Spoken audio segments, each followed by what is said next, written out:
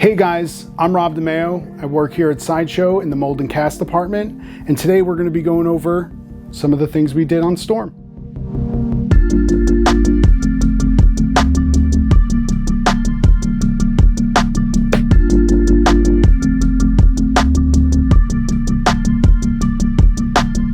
When we get the 3D prints, the process of our team here in Mold and Cast is we go through and sand out the seam lines so that the prototypes, the paints, and the tooling copy all look perfect. One of the more difficult pieces on Storm happened to be her base. It's relatively large. You tend to get air trapped within that center section of the vortex, and the outer pieces flex outward. Basically, you have to try to get your hand underneath to release that vacuum that the silicone has with the casting. We needed 5 people to hold open the mold so that one person can get their hand under and use their force to get that airflow to pop through, slide the piece out of the silicone.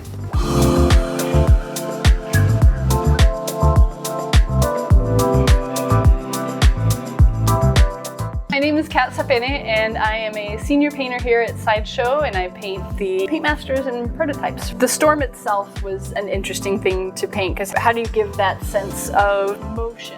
You want to have the paint sort of help accentuate. One of the things that I really wanted to get across was a bit of a sense of distance between her and the base. One of the things that I did was to shade this leg back here with some cooler colors to sort of tie it into the storm cloud. The intention was to help give it a bit of a forced perspective.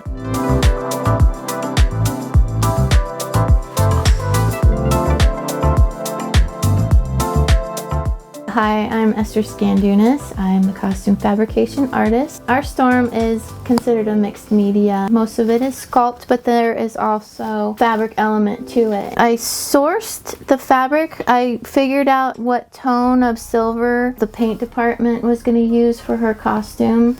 This cape was pretty special because it needed to have a lot of volume, or at least the image of volume. The ends of this cape actually had to be a lot longer so that when we draw the cape up to the wrist, then it creates the effect of wind kind of billowing out. So all of that stuff has to be considered when I create the pattern.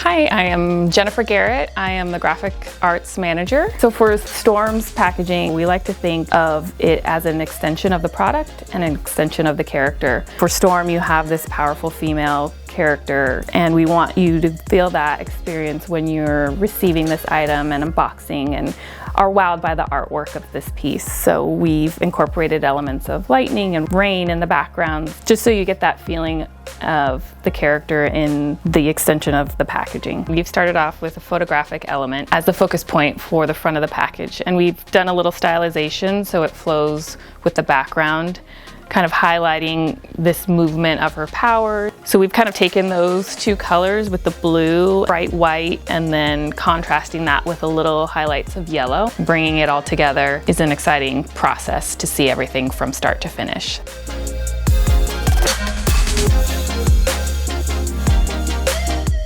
I'm Callum Cunningham. I've been with Sideshow for 12 years. I'm an international project manager that specializes in polystone manufacturing. Everything from the sculpt Will and Mark did to the paint that Kat added. I really feel like this thing conveys one heck of a story. I oversee the development of it, make sure it's engineered structurally sound, that we can manufacture this thing. And then secondly, to make it look as cool as possible. We wanted to actually take this story a little bit further, and so we started adding some of these elements down below to give it like a lightning storm in the base, just to really kind of bring that base to life. I mean, there's so much chaos and debris and just an awesome energy field happening beneath her that we thought adding a little bit of lightning would really just take it to the next level. And I think when you combine all those elements, again, you kind of get the perfect storm.